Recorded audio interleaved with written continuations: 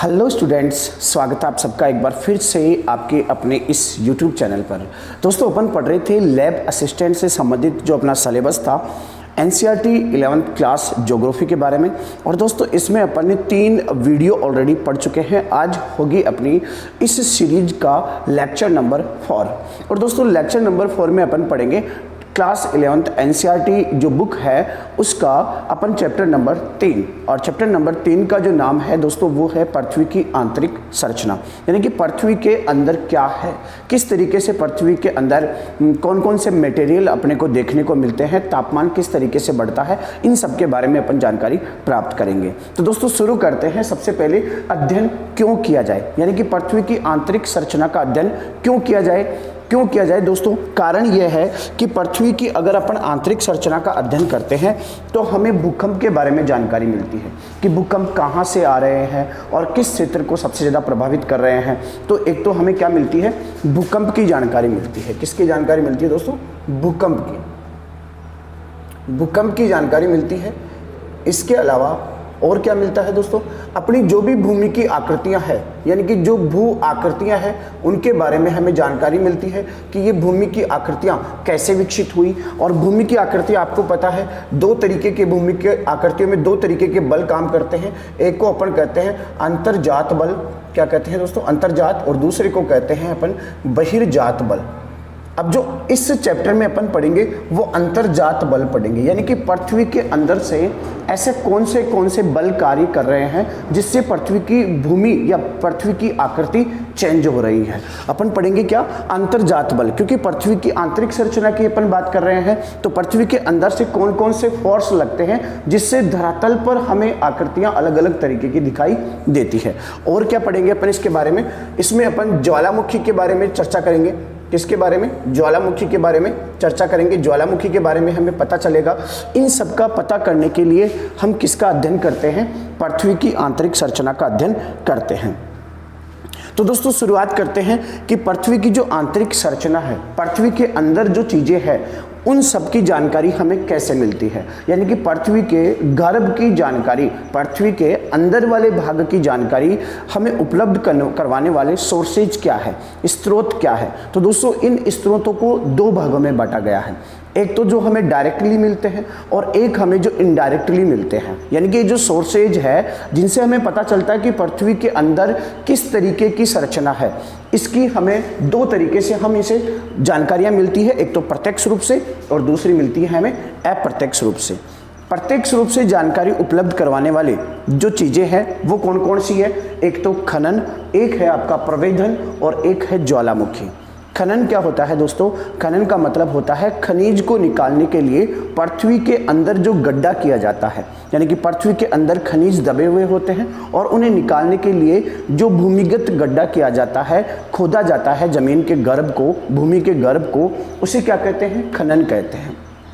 तो जब खनन किया जाता है, जब पृथ्वी के गर्भ को खोदा जाता है तो उससे एहसास होता है, उससे पता चलता है कि जैसे जैसे हम डेप्थ में जा रहे हैं, जैसे जैसे हम गहराई में जा रहे हैं, गहराई में जाने के साथ साथ क्या बढ़ रहा है? एक तो तापमान बढ़ रहा है। क्या बढ़ रहा है? तापमान। दूसरा हम देखते हैं कि गहराई में जाने के साथ साथ दबाव बढ़ता है। तीसरा हम देखते हैं कि घनत्व बढ़ता है। तो यह हमें कैसे पता चला कि पृथ्वी में गहराई में जाते वक्त तापमान में वृद्धि होती है, घनत्व में वृद्धि होती है या फिर दबाव में वृद्धि होती है? तो दोस्तों ये हमें पता चलता है खनन करने से। जब हम खनन करते हैं तो गहराई में जाने पर तापमान का पता चलता है, घनत्व का पता चलता है और दबाव का पता चलता है। अब बात करते हैं कि आज तक सबसे गहरा खनन कहाँ पर हुआ है, सबसे गहराई में खनन कहाँ पर हुआ है?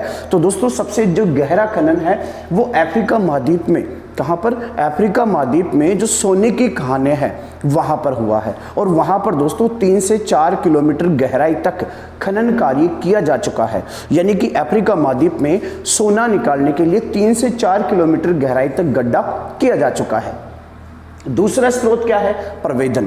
प्रवेधन मतलब क्या होता है दोस्तों? ड्रिलिंग। एक तो खनन और प्रवेधन में थोड़ा सा अंतर है, दोनों का मतलब होता है पृथ्वी के अंदर छेद करना, लेकिन दोस्तों प्रवेधन मतलब एक ड्रिल करना, एक छोटा छिद्र करना। जैसे आप अगर कहीं पर ड्रिल कर रहे हो तो मशीन से क्या होगा? छोटा छिद्र होगा, यानी कि बोरवेल करना ड्रिलिंग होता है बोरवेल जानते हो ना, बोरवेल करना ड्रिलिंग होता है, और अगर गड्ढा खोद रहे हैं तो वो क्या होता है, खनन होता है।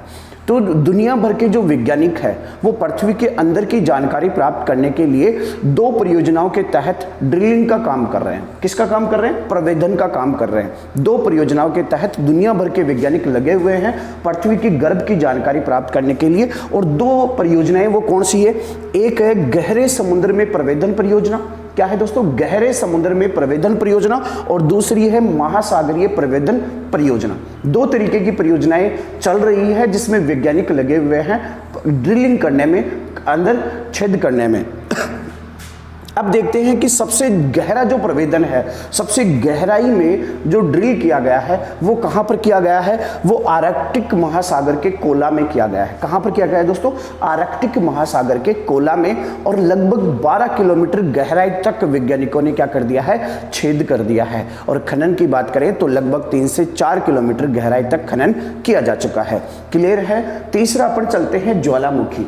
ज्वालामुखी क्या होती है दोस्तों? पृथ्वी के गर्भ से जब मैग्मा बाहर आता है, भूपटल को तोड़कर बाहर निकल आता है, तो उस मैग्मा को, उस लावा को प्रयोगशालाओं में जांच करने के लिए भेज दिया जाता है। और जब प्रयोगशालाओं में उसकी जांच की जाती है तब पता चलता है कि उसमें क्या क्या मटेरियल है, यानी कि पृथ्वी के अंदर कौन कौन से मटेरियल दबे हुए हैं। उन सब की जानकारी हमें किससे मिलती है? ज्वालामुखी से, जिससे आगे अभी अपन इसके बारे में विस्तार से चर्चा करेंगे। तो ये थे प्रत्यक्ष स्रोत। अब आते हैं इनडायरेक्ट सोर्सेज, यानी कि अप्रत्यक्ष स्रोत कौन कौन से हैं? एक तो होता है उल्काएं। दोस्तों उल्काएं क्या होती है? अपने अंतरिक्ष में, अपनी यूनिवर्स में, ब्रह्मांड में खगोलीय पिंड क्या होते हैं? घूमते रहते हैं, गति करते रहते हैं। कभी कभार ये उल्काएं या खगोलीय पिंड जो है पृथ्वी पर आ गिरते हैं, यानी कि पृथ्वी के पास से गुजरते हैं, तो पृथ्वी क्या करती है? इनको अपनी ग्रेविटी फोर्स से अपनी ओर खींच लेती है, गुरुत्वाकर्षण शक्ति से अपनी ओर खींच लेती है। अधिकांश उल्काएं तो क्या होती है? वायुमंडल में घर्षण के कारण जल जाती है, जिसे अपन बोलते हैं ना तारा टूटता हुआ। रात को जब सोते हो आप बाहर, तो आप देखते होंगे कि तारा टूट रहा है। और अपनी यहाँ पर यह भी मान्यता है कि मांग लो कुछ मिल जाएगा, ऐसी भी अपनी मान्यताएं हैं। तो दोस्तों तारे नहीं टूटते हैं। क्या होता है? उल्काएं जो होती है वो पृथ्वी की गुरुत्वाकर्षण शक्ति के अंदर आ जाती है, जिससे पृथ्वी उनको अपनी ओर खींचने लग जाती है। और जब पृथ्वी अपनी ओर खींचती है तो वो तेज गति से वायुमंडल में वायु से घर्षण होता है उनका। और जब वायु से घर्षण होता है तो उनमें जल जाते हैं, वो आग लग जाती है। तो या तो वो वायुमंडल में ही जलकर नष्ट हो जाते हैं, या फिर कभी कभार ये पृथ्वी पर आ जाते हैं। और जब पृथ्वी पर आते हैं तब इनकी जो संरचना है वो लगभग पृथ्वी से मिलती जुलती रहती है, यानी कि इनका मटेरियल वैसा ही होता है जैसे पृथ्वी, जिन मटेरियल से, जिन पदार्थों से पृथ्वी बनी हुई है। तो ये भी अपने को अप्रत्यक्ष रूप से कुछ जानकारी पृथ्वी के बारे में देते हैं। दूसरा चलते हैं अपन गुरुत्वाकर्षण बल पर। गुरुत्वाकर्षण बल यानी कि पृथ्वी को पृथ्वी द्वारा अपनी ओर खींचने वाला बल, पृथ्वी का ग्रेविटी पावर। दोस्तों कुछ चीजें इसके गुरुत्वाकर्षण बल में अपन समझेंगे कि गुरुत्वाकर्षण बल ध्रुवों पर ज्यादा होता है। कहां पर ज्यादा होता है? ध्रुवों पर, 90 डिग्री के एंगल पर ज्यादा होता है, जबकि भूमध्य रेखा पर कम होता है। ऐसा क्यों होता है दोस्तों? अपन ने देखा कि पृथ्वी जो है वो ध्रुवों पर क्या है? थोड़ी सी पिचकी हुई है, यानी पृथ्वी पूरी तरीके से गोल नहीं है, संतरा की तरह है। संतरा देखा होगा आपने, ऊपर से नीचे से थोड़ा सा पिचका हुआ है। और पृथ्वी बीच में से, यानी कि भूमध्य रेखा पर क्या हुई है? उभरी हुई है। और ये किस वजह से हुआ है? पृथ्वी के घूर्णन बल की वजह से, यानी कि अपकेंद्रीय बल की वजह से, जिसकी चर्चा अपन आगे वाले अध्यायों में करेंगे। जब पृथ्वी घूमती है ना तो इसमें बीच में क्या होता है? फैलाव आता है। और जब फैलाव जहां पे आ रहा है, पृथ्वी वहां से चौड़ी हो गई और ऊपर और नीचे से क्या हो गई? दब गई, जिसकी वजह से क्या हुआ? पृथ्वी की ये दूरी तो हो गई कम और ये दूरी हो गई ज्यादा। अब अपने को पता है कि पृथ्वी का सेंटर यहां पर है। पृथ्वी का जो सेंटर है यानी कि केंद्र है, उससे दूरी आप बताओ यहां पर ज्यादा होगी या यहां पर ज्यादा होगी? यानी कि पृथ्वी के सेंटर से ये दूरी ज्यादा होगी या फिर ये दूरी ज्यादा होगी? तो सीधी सी बात है कि सर ऊपर से नीचे से पिचकी हुई है तो ये दूरी कम होगी, है ना। और ये दूरी कम होगी तो यहां पर गुरुत्वाकर्षण बल भी ज्यादा काम करेगा। यानी केंद्र से जब दूरी बढ़ती जाती है तो गुरुत्वाकर्षण बल कम काम करने लग जाता है। इसलिए यह फैक्ट है कि ध्रुवों पर गुरुत्वाकर्षण बल ज्यादा काम करता है और भूमध्य रेखा पर गुरुत्वाकर्षण बल कम काम करता है। दूसरा अपन देखें तो पदार्थों के आयतन और घनत्व के अनुसार भी गुरुत्वाकर्षण बल चेंज होता रहता है। अपन ने पिछले वीडियो में देखा कि जब पदार्थों का घनत्व ज्यादा होता है तो गुरुत्वाकर्षण बल भी ज्यादा होता है, और जब पदार्थों का घनत्व कम होता है, उनका आयतन कम होता है, तो गुरुत्वाकर्षण बल भी कम होता है। तो इस तरीके से पदार्थों के अनुसार भी ग्रेविटी पावर चेंज होती है। अब आगे देखते हैं गुरुत्व विसंगति। दोस्तों याद रखना है इसको, गुरुत्व विसंगति क्या होता है।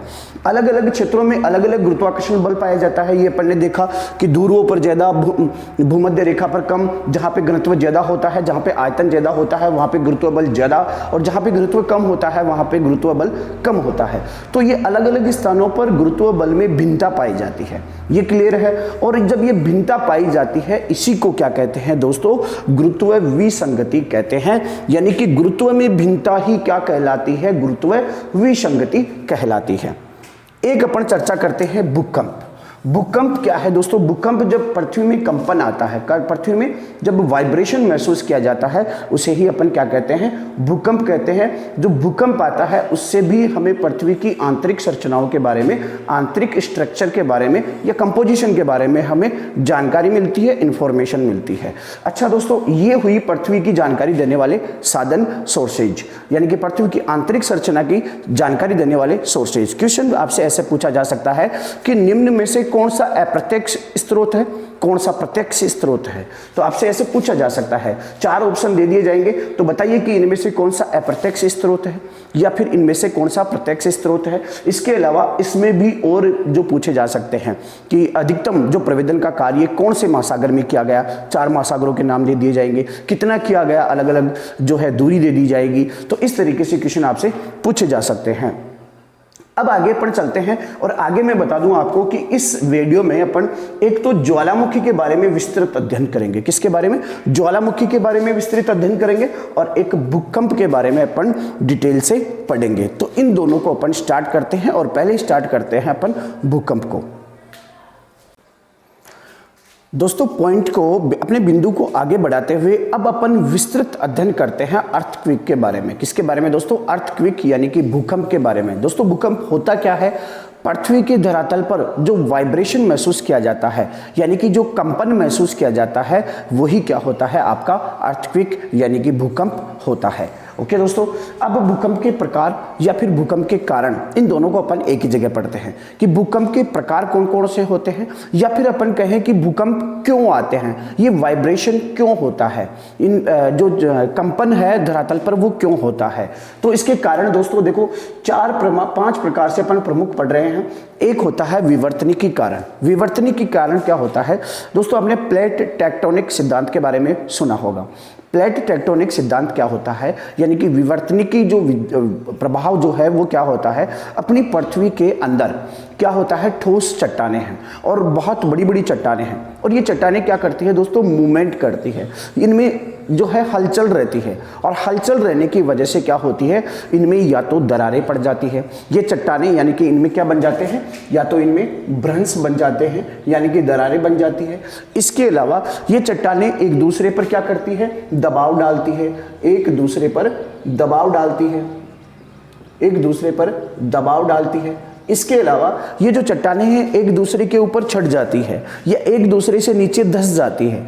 इस तरीके से जैसे मान लीजिए चट्टान है, अपन ने देखा था कि इंडियन प्लेट जो है वो पहले विषुवत रेखा के नीचे की ओर थी, लेकिन वो गति कर रही है कहाँ पर, उत्तर की ओर, और उत्तर की ओर गति कर रही है तो वो यूरोप की प्लेट से उसने टकराव लिया, और यूरोप की प्लेट से टकराव लेने के बाद में वो ऊपर की ओर उठी, जिससे हिमालय पर्वत का निर्माण हुआ, और ये अभी भी बढ़ रहा है, यानी हिमालय पर्वत अभी भी ऊंचाई उसकी बढ़ती जा रही है। अर्थात कह सकते हैं कि इंडियन प्लेट अभी भी गतिमान है, कह सकते हैं ना अपन। तो ये जो नीचे प्लेटें हैं, जो चट्टानें हैं, वो क्या करती है, मूवमेंट करती है। मूवमेंट करने की वजह से ये टकराती है, एक दूसरे के ऊपर छट जाती है या टूट जाती है, इनमें भ्रंशन हो जाता है, जिसकी वजह से एक उष्मा जनरेट होती है, एक ऊर्जा जनरेट होती है। ऊर्जा जनरेट कैसे होगी दोस्तों, अगर आप दीवार में कहीं पर यहाँ पर अगर मारोगे तो वाइब्रेशन वहाँ तक महसूस होगा, यानी कि कंपन आपको दूर तक महसूस होगा। मतलब अगर कहीं पर चट्टान टकरा रही है तो उससे वाइब्रेशन जनरेट हुआ, एक ऊर्जा जनरेट हुई, और वो ऊर्जा जो है वो बढ़ते बढ़ते आगे धरातल की ओर बढ़ी और धरातल पर अपन ने इसे महसूस किया, जिसे अपन ने क्या बोल दिया, भूकंप बोल दिया। तो अगर प्लेटों के माध्यम से या प्लेटों के टकराने से या चट्टानों के टकराने से अगर भूकंप की उत्पत्ति होती है तो दोस्तों अपन उसे क्या कहते हैं, विवर्तनिकी भूकंप कहते हैं। दूसरा आता है ज्वालामुखी जन्य भूकंप। वोल्केनो के बारे में या ज्वालामुखी के बारे में अपन आगे और पढ़ेंगे। थोड़ा सा मैं बता देता हूं, मेटल का जो ऊपरी भाग है, दुर्लभता मंडल, वहां पर लावा है और ये जो लावा है ये क्रस्ट को तोड़कर बाहर निकल जाता है, यानी कि पृथ्वी के ऊपरी परत को तोड़कर बाहर निकलता है। और जब ये परत को तोड़ता है, जब ऊपरी भाग को तोड़ता है तो एक भयंकर झटका लगता है और एक भीषण झटके की वजह से वाइब्रेशन निकलता है और वाइब्रेशन जनरेट होने का मतलब कंपन जनरेट हो रहा है, तो मतलब कंपन का मतलब क्या हो गया दोस्तों, भूकंप हो गया। तो इस तरीके से ज्वालामुखी भी भूकंप का कारण बन सकती है और जो ज्वालामुखी की वजह से भूकंप आते हैं उनको अपन ज्वालामुखी जन्य भूकंप बोल देते हैं। तीसरे पे चलते हैं नियात भूकंप। नियात भूकंप दोस्तों क्या होता है, जहां पर खनन कार्य किया जाता है, यानी कि खनिजों को निकालने के लिए गहरे गहरे गड्ढे खोदे जाते हैं। तो गहरे गड्ढे खोदने के बाद में क्या होता है, कभी कभार इन खनन क्षेत्रों की, यानी कि खानों की, किसकी, खानों जानते हो ना, जहां से खनिज निकलते हैं, खानों की छतें ढह जाती है। क्या हो जाती है, छतें ढह जाती है और छतें ढह जाने की वजह से क्या होता है, कंपन महसूस होता है और उसी कंपन को अपन क्या कह देते हैं, नियात भूकंप। यानी कि जो खनन क्षेत्रों में खानों के ढह जाने से, छतों के ढह जाने से जो वाइब्रेशन जनरेट होता है, जो कंपन उत्पन्न होता है, उसे अपन नियात भूकंप कहते हैं। आगे चलते हैं विस्फोट भूकंप।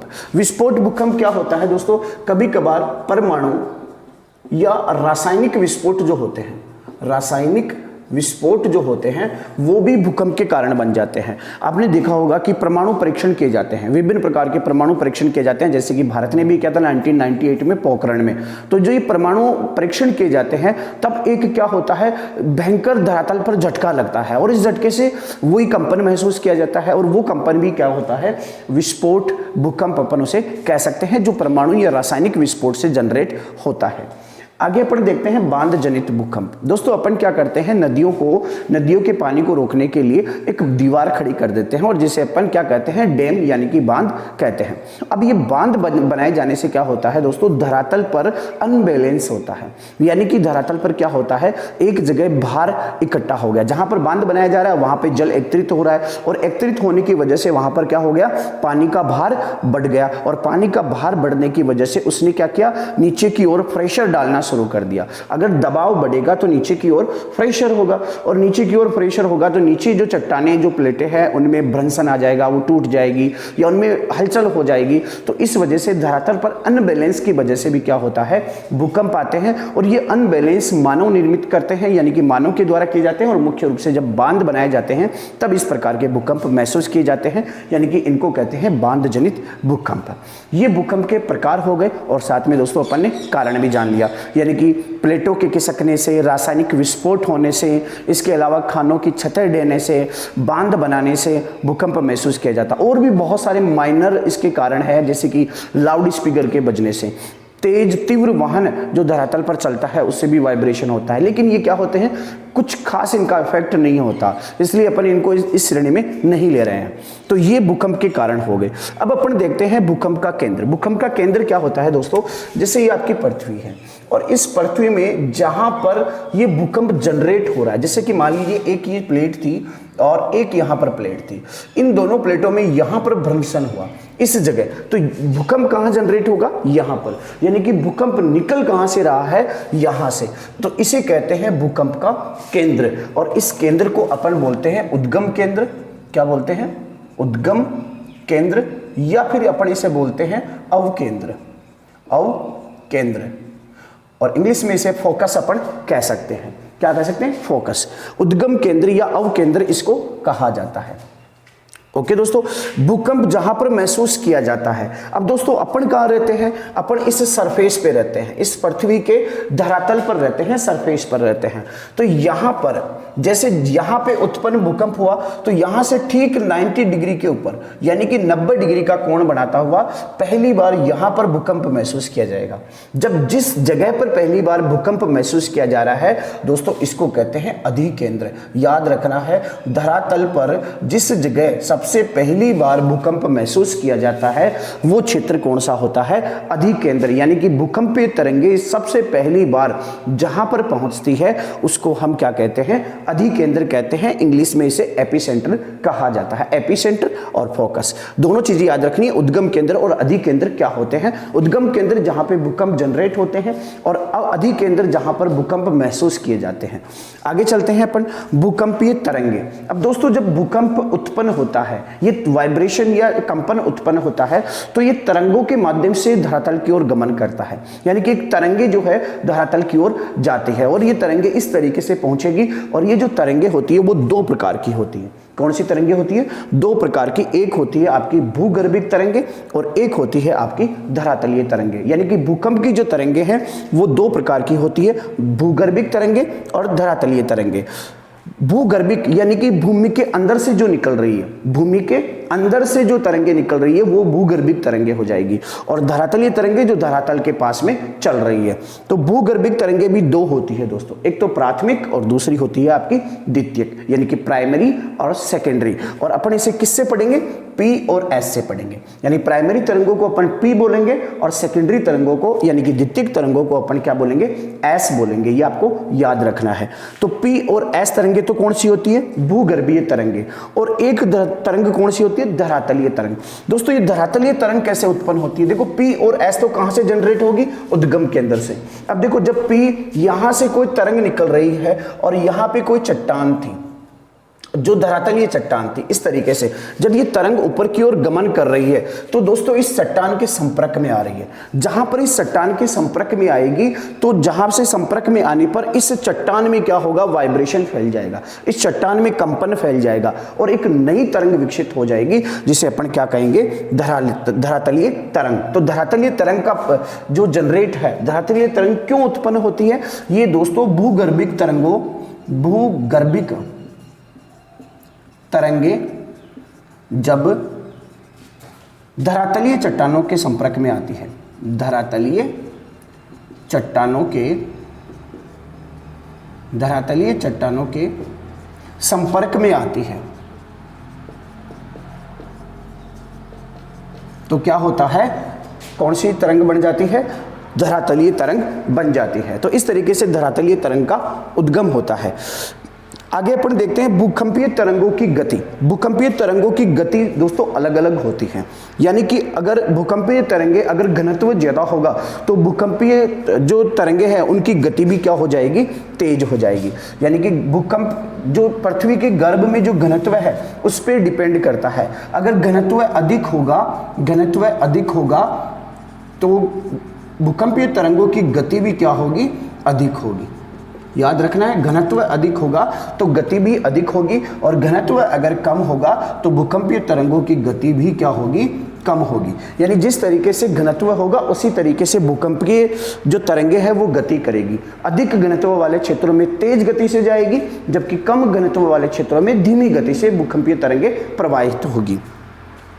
आगे देखते हैं घनत्व जब अलग अलग आता है, जब पृथ्वी से बाहर की ओर तरंगे आती है तो घनत्व अलग अलग आता है। तो अलग अलग आने की वजह से इन तरंगों में परावर्तन भी होता है और अपवर्तन भी हो जाता है। घनत्व अलग अलग होने से दोस्तों एक तो क्या होता है? इसकी भूकंप की तरंग की गति में अंतर आता है।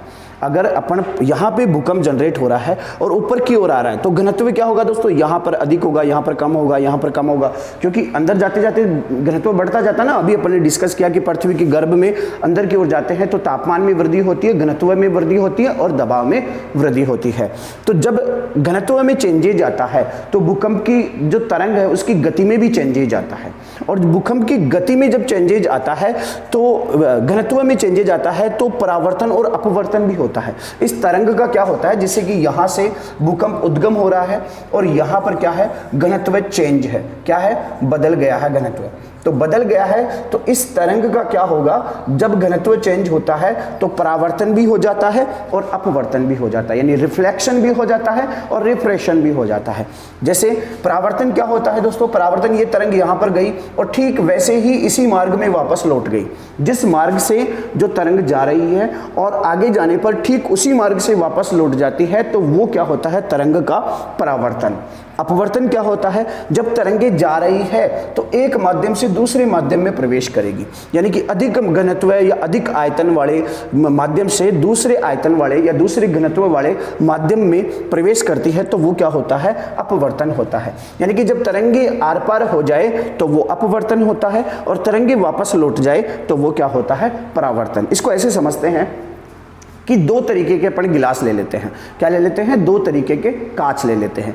एक तो जो दर्पण होता है, अपन मुंह देखते हैं, एक दर्पण जिसमें अपन कांच, जिसमें अपन अपना चेहरा देखते हैं, फेस देखते हैं। दूसरा ऐसा चेहरा जो पारदर्शी होता है, जिसमें आर पार दिखाई देता है। अगर अपन सूर्य की किरणों के सामने ले जाएंगे तो जो दर्पण होगा, जो जिसमें आईना होगा, उसमें क्या होगा? सूर्य की तरंगे आएगी और वहीं से वापस रिफ्लेक्ट हो जाएगी, पीछे की तरफ ये तरंगे नहीं जा पाएगी, यानी कि इसका फोकस वापस ऐसे आएगा। दूसरा जो कांच होगा उसमें सूर्य की तरंगे आर पार गति कर जाएगी, तो जिसमें आर पार गति कर रही है वो तो होता है रिफ्रैक्शन, यानी कि अपवर्तन, और जिसमें आर पार गति न करके वापस रिटर्न हो रही है तो वो होता है परावर्तन। दोनों चीजें आपको समझ में आ गई होगी। अब आगे बढ़ते हैं अपन भूकंप के आगे जो मैटर है उसमें। तो फ्रेंड्स, अब अपन पी और एस तरंग के बारे में और विस्तृत से थोड़ी सी जानकारी ले लेते हैं और डिटेल से अपन इसके बारे में पढ़ लेते हैं। तो दोस्तों, पी तरंग जिसे प्राथमिक तरंग या प्राइमरी तरंग कहते हैं, याद रखना है। पी मीन्स क्या हो गया दोस्तों? प्राथमिक तरंग, यानी कि प्राइमरी, जो पहली बार महसूस की जाती है धरातल पर। तो दोस्तों, ये तरंग जो है वो ठोस, द्रव्य और गैसीय अवस्था, तीनों अवस्थाओं से पार कर जाती है। चाहे ठोसीय भाग आए, चाहे द्रव्य, चाहे गैसीय भाग आए, तीनों अवस्थाएं जब आ जाती है तो तीनों अवस्थाओं से भी ये पार हो जाती है। कौन सी तरंग? प्राथमिक तरंग। दूसरा इसमें क्या है? धरातल पर सबसे पहले महसूस की जाती है। जब तरंगे निकलती है तो पहले तरंग कौन सी महसूस की जाती है? पी, उसके बाद में एस। और धरातलीय तरंग क्या है? जब ये तरंगे धरातल की ओर आती है तो धरातलीय चट्टानों के संपर्क में आने से जो कंपन महसूस होता है धरातल के पास में, वो धरातलीय तरंग के द्वारा होता है।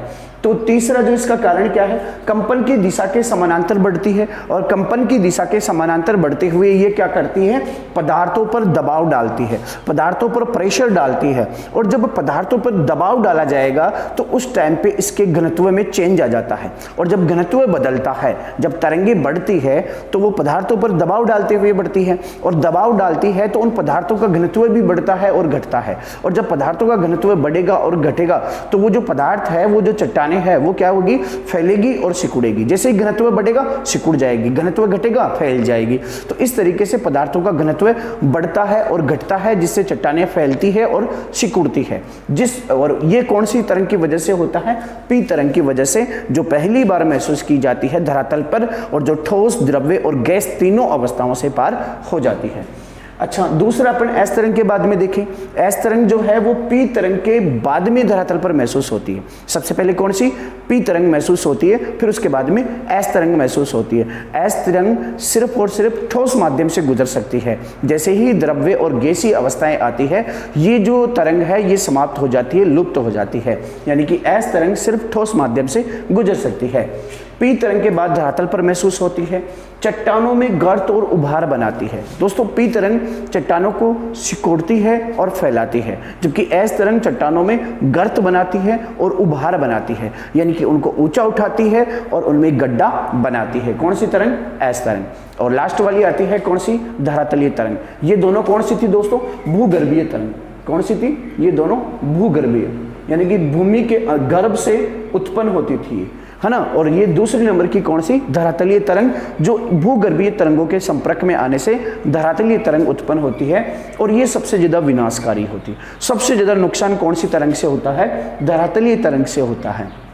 दोस्तों देखिए, अब जहां खड़े हो वहां से अगर नीचे से कोई तरंग आ रही है तो वो किस तरीके से आएगी? इस तरीके से आएगी, है ना। और जब इस तरीके से आ रही है तो वो ऊपर वाले भाग को क्या करेगी? इस तरीके से हिलाकर छोड़ देगी। यानी कि पी और एस तरंग जो है वो धरातल को, यानी कि भूपृष्ठ को ऐसे हिला के छोड़ देगी। लेकिन अगर धरातल पर कोई तरंग आ रही है जो धरातल के समानांतर चल रही है, अब धरातल के समानांतर कैसे चलेगी? जैसे कि मान लीजिए ये आपका सरफेस है, ये आपका जमीन है, और यहां से अगर पी और एस तरंग आ रही है तो वो कैसे आ रही है? वो ऐसे आ रही है।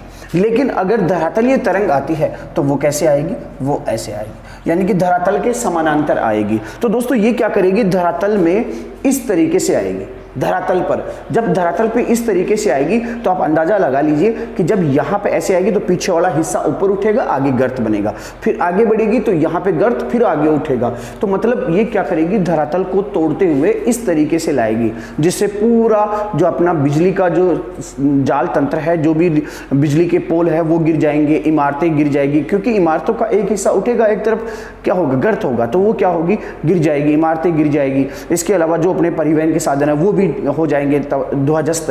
इसके अलावा जो भी बांध थे वो भी टूट जाएंगे। ये सब कौन करता है, मुख्य रूप से इसका जिम्मेदार कौन सा है, धरातलीय तरंग। लेकिन अपने को पता है कि धरातलीय तरंग की उत्पत्ति इन तरंगों के द्वारा ही होती है, क्योंकि ये तरंगे जब धरातलीय चट्टानों के संपर्क में आती है तब ये तरंग बनती है। ओके दोस्तों, तो धरातलीय तरंग सबसे ज्यादा विनाशकारी। दोस्तों अब अपन भूकंप के आखिरी पॉइंटों में चलते हैं, और आखिरी पॉइंट में सबसे पहले अपन देखते हैं भूकंप का मापन, यानी कि भूकंप का जो मापन है वो किस आधार पर किया जाता है और मापने के यंत्र जो होते हैं वो क्या होते हैं। सबसे पहले मैं ये बता देता हूँ, भूकंप को मापने के यंत्र को भूकंप मापी यंत्र या सिस्मोग्राफ कहते हैं। क्या कहते हैं, सिस्मोग्राफ कहते हैं। भूकंप को मापने वाले यंत्र को क्या कहते हैं, सिस्मोग्राफ कहते हैं। भूकंप का मापन दो तरीके से होता है, एक भूकंप की तीव्रता के आधार पर और दूसरा भूकंप से लगे आघात के आधार पर। यानी कि भूकंप की कितनी तीव्रता से आया है वो तो क्या होता है, एक जो जिसे रिएक्टर में मापा जाता है, और एक उस भूकंप के आने से आघात कितना हुआ है, नुकसान कितना हुआ है, जन धन का हानि कितना हुआ है, उसे मापा जाता है मरकरी में। भूकंप का मापन, भूकंप की तीव्रता का मापन दो बेसिस पे होता है, भूकंप की तीव्रता के आधार पर और भूकंप से लगे आघात की तीव्रता के आधार पर। तो तीव्रता के आधार पर तो रिएक्टर होता है और आघात के आधार पर मरकरी होता है। रिएक्टर में मापने की जो इकाई होती है वो 0 से 10 के बीच में मापा जाता है, यानी कि 0 से लेकर 10 के बीच में मापा जाता है। और अधिकांशतः जो 5 से ऊपर आने वाले, 5 रिएक्टर से ऊपर आने वाले जो भूकंप होते हैं वो सबसे ज्यादा विनाशकारी होते हैं। दूसरा, अगर अपन मरकरी की बात करें तो यानी कि आघात के आधार पर भूकंप की तीव्रता की बात करें तो यह 1 से 12 के बीच में मापा जाता है। तो भूकंप का मापन हो गया दोस्तों। अब अपन देखते हैं भूकंप के प्रभाव क्या होते हैं, यानी कि जब भूकंप आता है तो किस किस तरीके के इफेक्ट अपने को देखने को मिलते हैं। दोस्तों आपको पता है सीधा सा बाढ़ आ जाएगी, यानी कि भूकंप अगर जब आएगा तो क्या होगा, नदियों का जल जो है वो अपना मार्ग छोड़कर दूसरे मार्ग में बहने लग जाएगा, तो उससे बाढ़ आ जाएगी। इसके अलावा बांध टूट जाएंगे, इसके अलावा इमारतें गिरना प्रारंभ हो जाएगी, धरातल एक तरफ झुक जाएगा, इसके अलावा संचार के साधन तहस नहस हो जाएंगे, इलेक्ट्रिसिटी यानी कि विद्युत की आपूर्ति नहीं हो पाएगी, आपातकालीन सेवाएं बंद हो जाएगी, धरातल में विसंगति पैदा हो जाएगी, यानी कि उबड़ खाबड़ गड्ढे ऐसे कुछ बन जाएंगे। तो इस तरीके के नुकसान अपने को देखने को मिलते हैं। और दोस्तों ये नुकसान कहाँ पर होते हैं, स्थल मंडल पर होते हैं। एक जो इसका अगर समुद्र में भूकंप आता है, समुद्रों में अगर भूकंप आता है तो सुनामी बनती है दोस्तों, यानी कि समुद्र के जल की लहरें बनती हैं, ऊंची ऊंची लहरें बनती हैं जो 15 से 20 मीटर के बीच भी हो सकती है। बहुत ऊंचाई वाली लहरें बनती है और ये लहरें गमन करती हुई धरातल पर आती है और धरातल पर क्या करती है, तहस नहस कर देती है। समुद्र का जल धरातल पर पूरी तरीके से भर जाता है और जनजीवन पूरा अस्त व्यस्त, बहुत ज्यादा जान माल की हानि होती है। तो ये भूकंप के प्रभाव हमें देखने को मिलते हैं। अब अपन देखते हैं भूकंप का छाया क्षेत्र। छाया क्षेत्र का मतलब क्या होता है, ऐसा क्षेत्र जहां पर भूकंप के झटके महसूस नहीं किए जाते हो। जैसे वर्षा का वृष्टि छाया क्षेत्र होता है ना, बारिश का वृष्टि छाया क्षेत्र, वैसे ही ठीक वर्षा का भी क्या होता है, छाया क्षेत्र होता है। तो देखिए भूकंप का छाया क्षेत्र कौन सा होता है, जहाँ पे भूकंप महसूस नहीं होता। और अगर अपन देखें तो जैसे ये आपकी पृथ्वी है, ये आपकी क्या है, पृथ्वी है। मैं इधर आ जाता हूँ, ये आपकी पृथ्वी है। अगर मान लीजिए यहाँ पर एपिसेंटर है, यहाँ पर क्या है, अधिकेंद्र है। क्या है, अधिकेंद्र। अब अधिकेंद्र क्या होता है दोस्तों, आप बताओ मुझे। अधिकेंद्र होता है जहाँ पर भूकंप सबसे पहली बार महसूस किया जाता है। अगर मान लीजिए यहाँ पर अधिकेंद्र है तो इस अधिकेंद्र से लेकर 105 डिग्री दोनों साइड में, अगर यहाँ पर अपन एंगल बनाएंगे, अगर इसे अपन क्या करेंगे, जो आपका ये होता है जिससे आप क्या बोलते हो, चांदा वगैरह जो होता है, इससे अगर अपन यहाँ से इसका कोण बनाएंगे तो 105 डिग्री से लेकर कितने डिग्री, 105 डिग्री से लेकर आपका दूसरा होगा 145 डिग्री, दोनों साइड में 145 डिग्री। 105 डिग्री से 145 डिग्री। ये जो क्षेत्र है कौन सा, ये बड़ा क्षेत्र, ये बड़ा क्षेत्र क्या है दोस्तों, भूकंप का छाया क्षेत्र है, यानी कि यहाँ पर भूकंप महसूस नहीं किया जाएगा। ये क्या है दोस्तों, भूकंप का छाया क्षेत्र है। दोबारा से बता देता हूँ, अगर मान लीजिए यहाँ पे भूकंप सबसे पहली बार महसूस किया जा रहा है, जिस जगह से भूकंप पहली बार महसूस किया जाता है वो क्या होता है, अधिकेंद्र होता है। और जब उस क्षेत्र से दोनों साइड में, जैसे अगर यहाँ पे हो रहा है तो इधर से 105, ये 105, 145, इन दोनों, अगर मान लीजिए यहाँ पे अधिकेंद्र होता तो यहाँ से जो 105 और 145 बन रहा है दोनों साइड में, यानी जिस जगह भी भूकंप महसूस हो रहा है उससे 105 डिग्री से लेकर 145 डिग्री के बीच में भूकंप के झटके महसूस नहीं होते, यानी कि यहाँ पर ना तो पी तरंग पहुँचती है और ना एस तरंग पहुँचती है। दूसरा अगर अपन देखें, और यहाँ पर कौन सी तरंगें पहुँचती है, यहाँ पर दोस्तों पी तरंग भी पहुँचती है और एस तरंग भी पहुँचती है। यहाँ पर भी पी तरंग पहुँचती है, एस तरंग, यानी कि यहाँ पर भूकंप महसूस होगा, इस जगह भूकंप महसूस नहीं होगा। अच्छा, अब नीचे वाले भाग में क्या होगा दोस्तों, इस नीचे वाले भाग में यहाँ पे क्या है, आपका क्रोड है, क्या है, क्रोड है।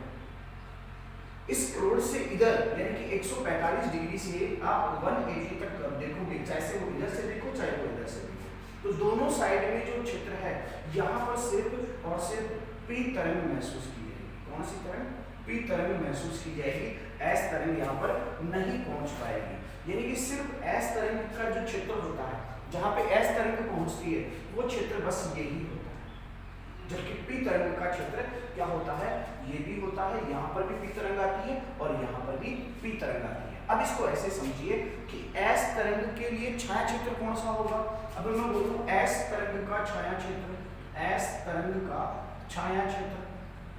अब एस तरंग का छाया क्षेत्र दोस्तों, यहाँ पर एस तरंग आ रही है क्या, नहीं आ रही, नहीं आ रही है यहाँ पर दोनों जगह।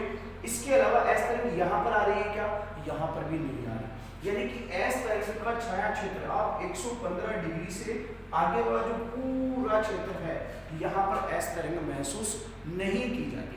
तो एस तरंग का छाया क्षेत्र बड़ा है कि पी तरंग का, एस तरंग का छाया क्षेत्र बड़ा है, क्योंकि यहाँ से यहाँ तक पूरे क्षेत्र में एस तरंग महसूस नहीं की जाती, सिर्फ ये क्षेत्र और ये क्षेत्र यहाँ पर एस तरंग महसूस की जाती है, लेकिन पी तरंग यहाँ पर भी महसूस की जाती है और यहाँ पर भी महसूस की जाती है।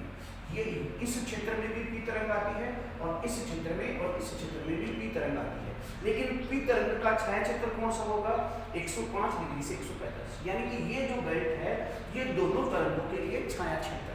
समझ गए। अब आपसे क्वेश्चन पूछ लिया जाए कि बताइए एस तरंग का छाया क्षेत्र बड़ा है या पी तरंग का छाया क्षेत्र बड़ा है, तो आप बताएंगे कि सर एस तरंग का छाया क्षेत्र बड़ा है। या फिर आपसे ऐसे पूछ लिया जाए कि पृथ्वी में अधिक क्षेत्र पर भूकंप की कौन सी तरंग महसूस की जाती है, तो पी तरंग महसूस की जाती है। दोस्तों समझ में आया होगा, ये आपका भूकंप से संबंधित जो पॉइंट था वो कंप्लीट हुआ, यानी कि छाया क्षेत्र की बात करी पढ़े, भूकंप के मापन की बात करी और इससे पड़ने वाले प्रभावों की बात करी। अब देखते हैं अपन ज्वालामुखी और पृथ्वी की आंतरिक संरचना के। तो दोस्तों भूकंप को कंप्लीट करने के बाद में अब अपन देखते हैं इंटरनल स्ट्रक्चर ऑफ अर्थ, यानी कि पृथ्वी की आंतरिक संरचना। अपन देखेंगे कंपोजिशन ऑफ अर्थ और इंटरनल स्ट्रक्चर ऑफ अर्थ, पृथ्वी की संरचना और संगठन। पृथ्वी किस किस पदार्थ से बनी हुई है, किस किस मटेरियल से बनी हुई है और कौन कौन से पृथ्वी की जो परतें हैं उन्हें हम डिवाइड कर सकते हैं, पृथ्वी को कितने भागों में बांट सकते हैं, इन सब के बारे में अपन चर्चा करेंगे। दोस्तों सबसे पहले समझने वाली बात यह है कि आपकी पृथ्वी इस तरीके से है, क्लियर है आपकी, हाँ मेरी भी, सबकी पृथ्वी इस तरीके से है, क्योंकि हम सभी पृथ्वी के जीव है, सभी पृथ्वी के प्राणी है। और तुम अगर प्राणी नहीं हो तो फिर महापुराणी होगे, महाप्राणी होगे, हम सामान्य से प्राणी हैं। तो ये पृथ्वी है और दोस्तों इस पृथ्वी के जो ये है इसे अपन क्या कहते हैं, व्यास कहते हैं। 10th में पढ़ा होगा आपने, ये क्या होता है, व्यास होता है। और अर्ध व्यास जो होता है यानी कि आधा व्यास जो होता है उसे अपन क्या कह देते हैं, त्रिज्या कह देते हैं। यानी कि ये अर्ध व्यास यहाँ से लेकर यहाँ तक, इसे अपन क्या कह देते हैं, त्रिज्या कह देते हैं। तो पृथ्वी की त्रिज्या है 6378 किलोमीटर। कितनी है? 6378 किलोमीटर। पृथ्वी की आधी भाग तक 6378 किलोमीटर। हाँ, कंफ्यूज नहीं हो रहे होंगे आप, कंफ्यूज हो रहे होंगे सर हमने देखा था 6371 थी, 6373 भी मिलती है, 6371 भी मिलती है और 6378 भी मिल जाती है। तो कंफ्यूज नहीं होना है, समथिंग ये दूरी है पृथ्वी के अंदर। अच्छा देखिए, अपन ने क्या किया, पृथ्वी में एक चाप ऐसे निकाल लिया, एक चाप पृथ्वी का ऐसा निकाल लिया। जैसे गर्मियों में आप लोग क्या खाते हो? तरबूज खाते हो। तरबूज एक चाप निकाल लेते हो, फिर उसे जो तरबूज के आधे हिस्से को, अंदर से आधे हिस्से को बाहर निकाल लेते हो, फिर लाल लाल जो उसमें आता है खाने का पदार्थ है, जिसे अपन क्या बोलते हैं? गरी बोलते हैं, उसे खाते हैं और बड़ा आनंद लेते हैं। तो दोस्तों ये तो खाना आप बाद में, तरबूज तो। अब अपन पृथ्वी का एक चाप निकाल लेते हैं और इस चाप को यहाँ पर रख देते हैं। समझ गए? ये जो चाप है वो क्या है? पृथ्वी के त्रिज्या है, यानी कि आधा अपन ने तरबूज के समान ये चाप निकाल लिया, जो यहां से लेकर यहां तक कितना गहरा है? 6378 किलोमीटर गहरा है। अब अपन देखते हैं इसके बारे में कि किस किस से बना हुआ है, किस किस में कौन कौन सा भाग है और उसे किस परत के नाम से जाना जाता है। तो सबसे पहले दोस्तों ये आता है आपका भूप्रपटी। क्या आती है? भूप्रपटी। ये जो भूप्रपटी है ये दोस्तों 5 किलोमीटर से लेकर 70 किलोमीटर के बीच में पाई जाती है। कैसे पाई जाती है? आप देखिए, यहां से लेकर यहां तक इसकी दूरी ज्यादा है क्या? है सर। यहां पे कम है क्या? है सर। यहां पे मध्यम रूप से है क्या? बिल्कुल है सर। तो ये जो दोस्तों मान लीजिए पर्वत है आपका, ये क्या है? पर्वत है। यहां पे क्या है? समुद्र है। और बाकी जो बचा हुआ वो क्या है? धरातल है। तो बताओ पर्वतों पर भूप्रपटी की मोटाई ज्यादा होगी ना? होगी। महासागरों में कम होगी ना? होगी। और मैदानों में अलग होगी? जी बिल्कुल होगी। तो भूप्रपटी की मोटाई जो है वो समुद्रों में बिल्कुल कम पाई जाती है, लगभग 5 किलोमीटर, और समतल मैदानों में लगभग ये आपकी 30 किलोमीटर तक पाई जाती है। और पर्वतीय क्षेत्रों में अगर हिमालय पर्वत की बात करें तो लगभग 70 किलोमीटर की मोटाई में भूप्रपटी पाई जाती है। तो पहला आपका क्या हो गया? आपका ये भूप्रपटी क्लियर हुई। दूसरा आता है आपका मेटल। मेटल कहां से है दोस्तों? मेटल यहां से लेकर यहां तक है, यानी कि इस भूप्रपटी से जस्ट नीचे 2900 किलोमीटर की गहराई तक क्या है? मेटल है।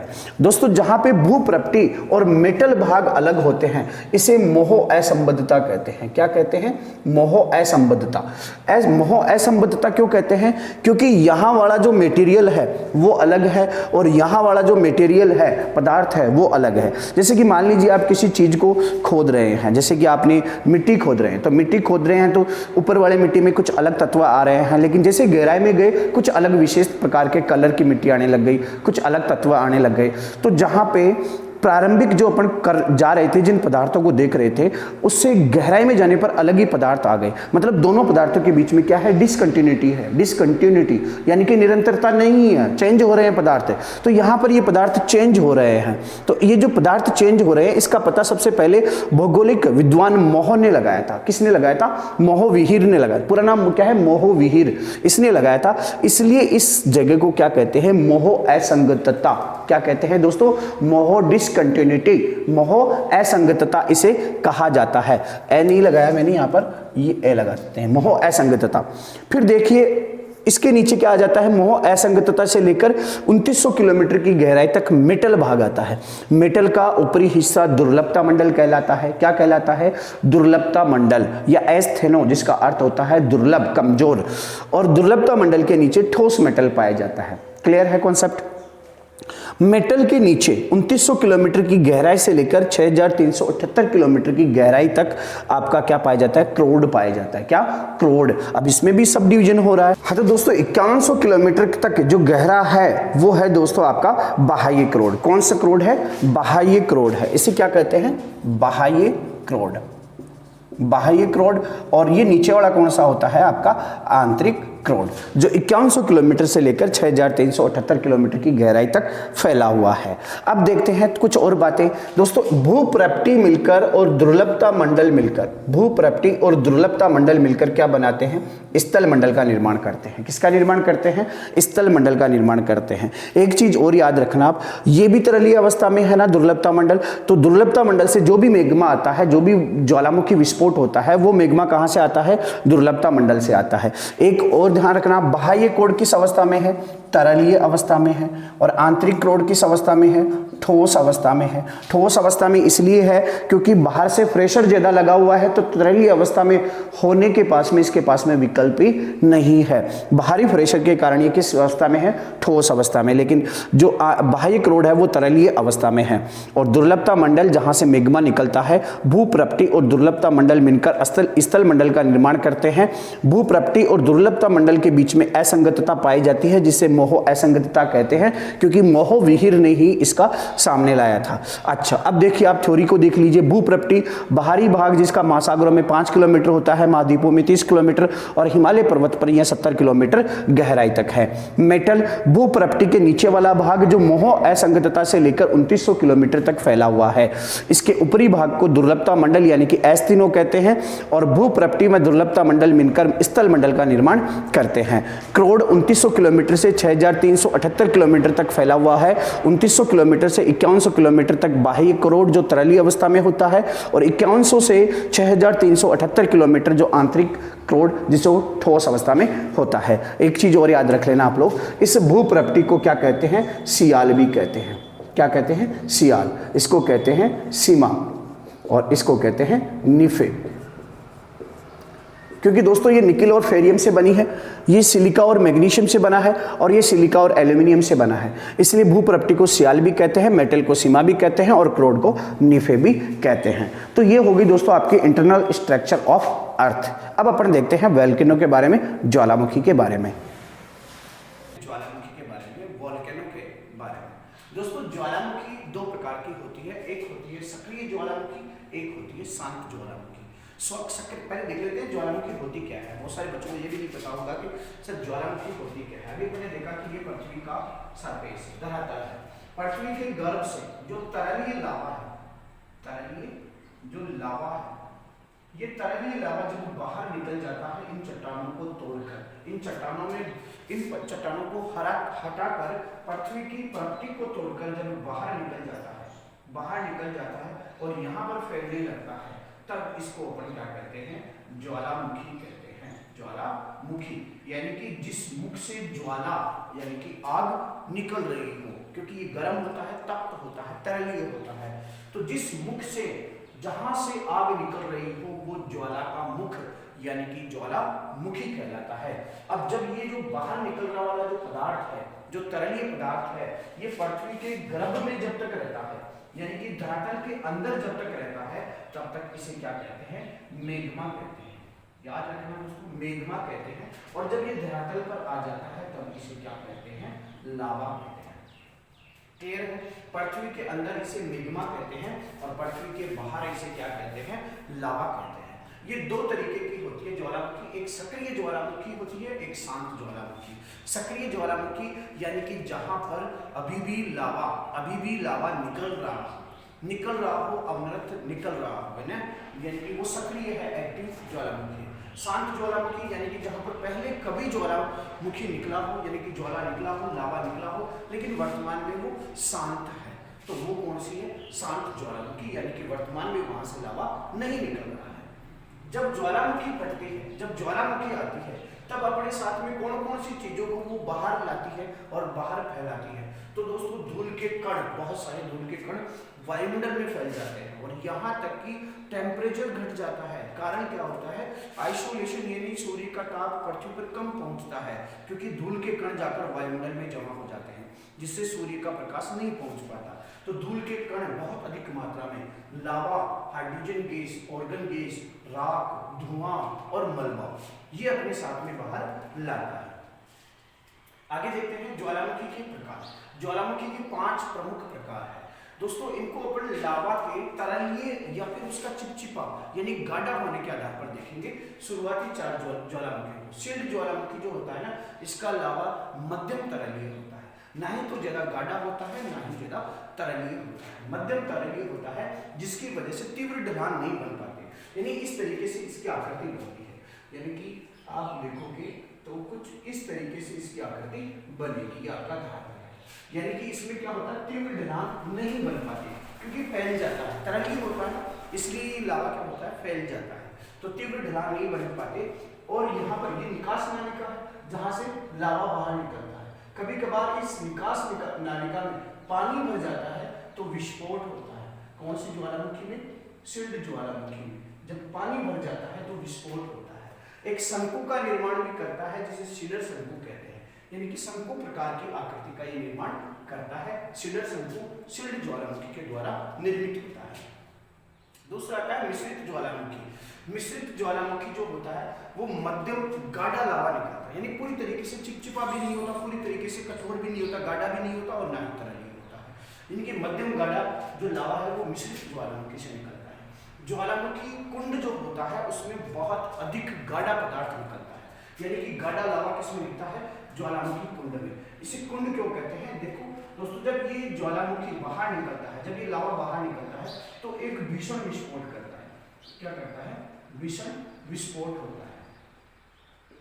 और भीषण विस्फोट होने की वजह से बाहर की ओर आकृति की बढ़ने की बजाय क्या हो जाता है? यहाँ पे गर्त बन जाता है, इस तरीके से गड्ढा बन जाता है, यानी कि एक भीषण विस्फोट होता है जिससे बाहर की ओर आकृति बनने की बजाय धरातल के अंदर गड्ढा बन जाता है, उसे ज्वालामुखी कुंड कहा जाता है।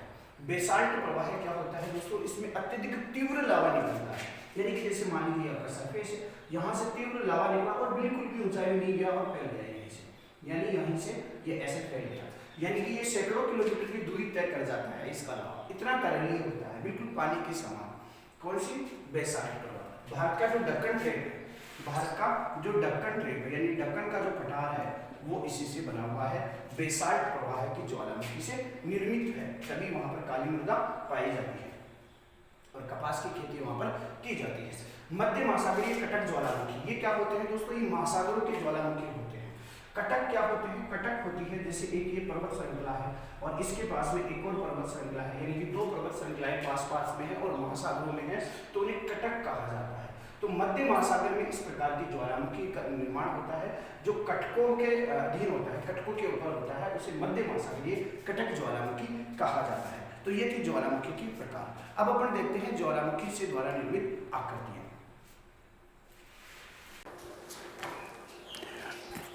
अब दोस्तों अपन देखते हैं कि जब ज्वालामुखी धरातल पर आती है तो विशेष प्रकार की आकृतियां बनाती है और कुछ विशेष परिस्थितियों में वो धरातल पर न आकर धरातल से नीचे यानी कि भूपृष्ठ से नीचे ही कुछ विशेष आकृतियां बना देती है ना, जिसे पातालीय आकृतियां कहते हैं। कभी कभार तो क्या होता है, ये ज्वालामुखी जो है वो धरातल पर आकर आकृतियां बनाती है, कभी कभार ये यहाँ पर मजबूत चट्टान होने की वजह से इसे नहीं तोड़ पाती और यहीं पर आकृतियां बना देती है। जो धरातल पर आकृतियां बनाती है उसे धरातलीय ज्वालामुखी कहते हैं, धरातलीय ज्वालामुखी। और जो धरातल के अंदर बनती है उसे पातालीय ज्वालामुखी कहते हैं। देखो, धरातल पर ज्वालामुखी द्वारा निर्मित आकृतियां, एक धरातल पर, दूसरा पातालीय। पातालीय जो आकृतियां हैं उसको अंतर्वेदी आकृतियां भी कहते हैं, यानी कि जब धरातल पर आकर आकृतियां बनाती है उसे धरातलीय ज्वालामुखी निर्मित आकृतियां कहते हैं, और धरातल के अंदर बनाती है तो उसे पातालीय या फिर अंतर्वेदी ज्वालामुखी द्वारा निर्मित आकृतियां कहते हैं। दोस्तों अपन पढ़ेंगे सिर्फ अंतर्वेदी यानी कि पातालीय ज्वालामुखी के बारे में पढ़ेंगे। और आपको यह भी पता होना चाहिए कि लावा के ठंडे होने से जो चट्टान बनती है, जो सेल बनती है, वो आग्नेय सेल बनती है। आग्नेय अवसादी कायांतित, ये अपन आगे वाले चैप्टर में पढ़ेंगे। लेकिन जो पहली चट्टान बनती है वो कौन सी बनती है दोस्तों? आग्नेय चट्टान बनती है। आपको ये याद रखना होगा क्योंकि मेग्मा द्वारा या लावा द्वारा निर्मित चट्टान का नाम क्या होता है? वो आग्नेय चट्टान होती है जब लावा ठंडा होने से बनती है। तो देखिए अपन कुछ आकृतियों की चर्चा करेंगे जो अंतर्वेदी ज्वालामुखी द्वारा निर्मित आकृतियां हैं। पहली आती है आपकी बेथोलित। आपको ध्यान रखना है सभी आकृतियां किस चट्टान से बनी होती है? आग्नेय चट्टान से बनी होती है क्योंकि सभी लावा के ठंडा होने से बनी है। तो पहली आकृति आपकी कौन सी आती है? बेथोलित। बेथोलित आकृति क्या होती है दोस्तों? गुबंद नुमा होती है। इस तरीके की गुबंद नुमा आकृति होती है जो पृथ्वी के अंदर ही बन जाती है। जैसे आपका ये धरातल था और धरातल के अंदर इस गुबंद नुमा आकृति बन गई, इसको अपन क्या कहते हैं? बेथोलित कहते हैं, बेथोलित। और फिर अनाच्छादन प्रक्रियाओं द्वारा, यानी कि अगर दूसरी बाह्य शक्तियों के द्वारा इस परत को हटा दिया जाता है, यानी कि यह परत अपर्दित हो जाती है, तो एक एक गुबंद जैसी आकृति धरातल पर बाहर निकलती है। दोस्तों धरातल के नीचे अगर ऐसी आकृति बन रही है और अनाच्छादन प्रक्रियाओं द्वारा ऊपर वाली परत हट गई तो नीचे वाली ये आकृति सामने आएगी ना, इसे क्या कहते हैं, बेथोलिथ कहते हैं। दूसरा आती है आपकी लेकोलिथ। लेकोलिथ में क्या होता है, वही गुबंद नुमा होता है, लेकिन एक जो ज्वालामुखी जिस नली से आ रहा है, जिस मुखी से लावा आ रहा है, वो नली भी इसके नीचे स्तंभ के रूप में होती है। समझ गए। पहली ये क्या थी, गुफा नुमा थी, है ना, गुबंद नुमा, गुबंद नुमा आकृति थी। दूसरी कौन सी थी, ये गुबंद नुमा है, गुबंद नुमा है,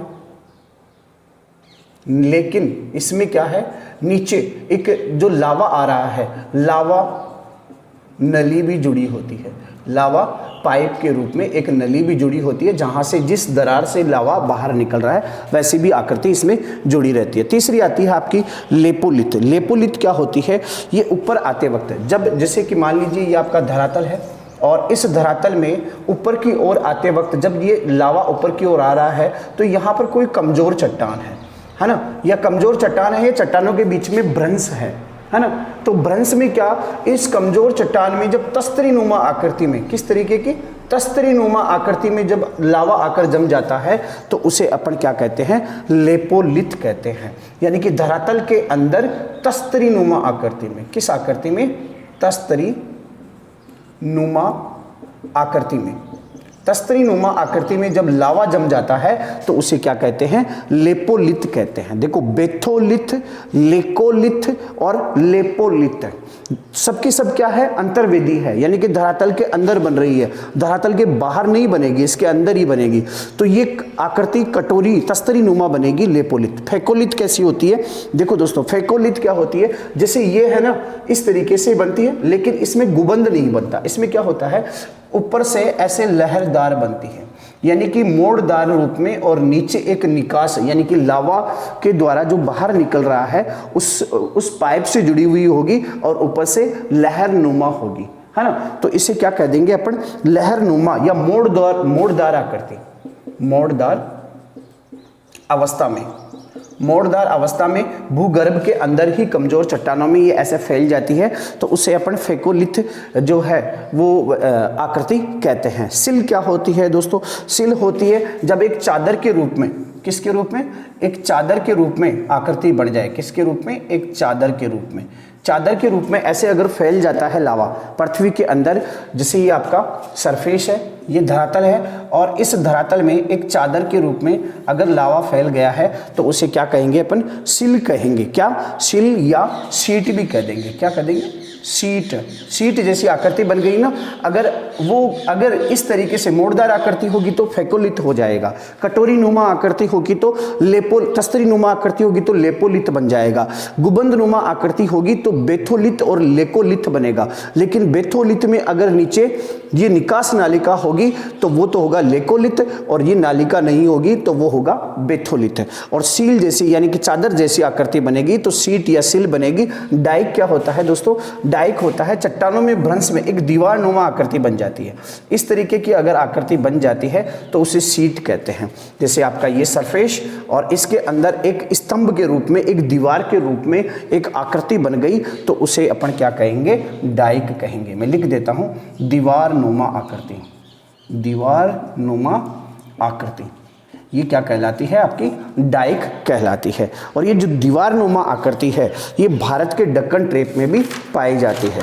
भारत के दक्कन ट्रेप में इस प्रकार की आकृति पाई जाती है, और मुख्य रूप से जो पश्चिमी महाराष्ट्र है, पश्चिमी महाराष्ट्र में इस प्रकार की आकृति पाई जाती है। किस प्रकार की, डाइक प्रकार की आकृति पाई जाती है। तो इस तरीके से अपन ने 6 प्रमुख आकृतियों की चर्चा करी जो धरातल के अंदर बनती है, यानी कि ये पातालीय आकृतियां हैं, बेथोलिथ, लेकोलिथ, लेपोलिथ, फेकोलिथ, सिल और डाइक। तो दोस्तों ये आपका चैप्टर हुआ कंप्लीट, यानी कि आपका जो पृथ्वी की संरचना से रिलेटेड जो चैप्टर था, chapter number 3 NCERT class 11 geography subject का, ये कंप्लीट हो गया है। तो थोड़ा सा मुस्कुरा दीजिए, हंस लीजिए, थोड़ा सा अपनी अंगड़ाइयाँ ले लीजिए, क्योंकि आप काफ़ी समय से बैठे होंगे और रेगुलर पढ़ रहे होंगे, मेरे को ऐसी उम्मीद है, क्योंकि आपको लैब असिस्टेंट बनना है दोस्तों। और अगर आप 11th क्लास में पढ़ रहे हो तो आपको एक अच्छा रिजल्ट लाना है दोस्तों। इसलिए पूरे जोर के साथ में, पूरी मेहनत के साथ में, पूरी लगन के साथ में इस एग्ज़ाम को क्रैक करना है, इस एग्ज़ाम को फाइट करना है। तो दोस्तों अपने दोस्तों को भी अपने ये जो वीडियो है वो शेयर करो, और अगर आप देख रहे हो तो कमेंट जरूर करो यार, आप लोग कमेंट नहीं करते हो, और नए हो तो आप सब्सक्राइब जरूर करो, क्योंकि दोस्तों आपकी कमेंट, आपके लाइक और आपके शेयर और आपका सब्सक्राइब ही क्या होता है, मुझे मोटिवेशन देता है, और मेरा मोटिवेट रहना ज़रूरी है आपके लिए। तो कुल मिला के फ़ायदा तुम्हें ही होने वाला है दोस्तों। तो जल्दी से रेड वाले बटन पे क्लिक करो और सब्सक्राइब कर दो, बेल आइकन को भी दबा दो, ताकि जो भी वीडियो आए उसकी अपडेट आपके पास में पहुंच जाए। ओके दोस्तों, थैंक यू सो मच।